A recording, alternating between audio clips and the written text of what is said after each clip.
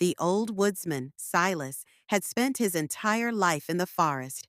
He knew every nook and cranny, every whispering breeze, every rustle of leaves. One day, deep within the woods, he stumbled upon a sight that made his blood run cold: a magnificent lion trapped in a hunter's snare.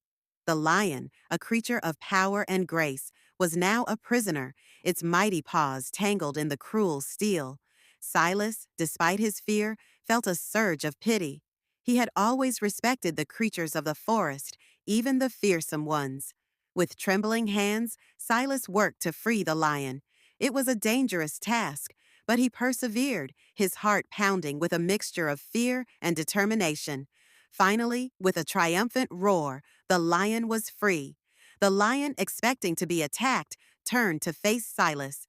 But instead of a snarling predator, he saw an old man, his face etched with exhaustion and concern.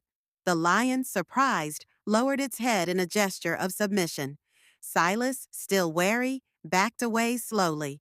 But to his amazement, the lion did not pursue him.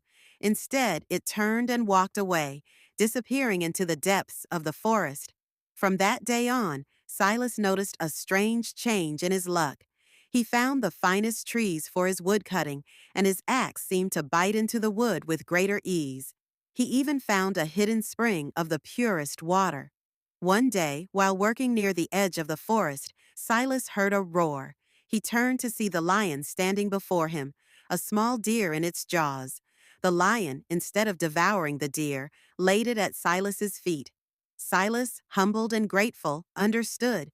The lion, remembering the kindness shown to it, had repaid the favor.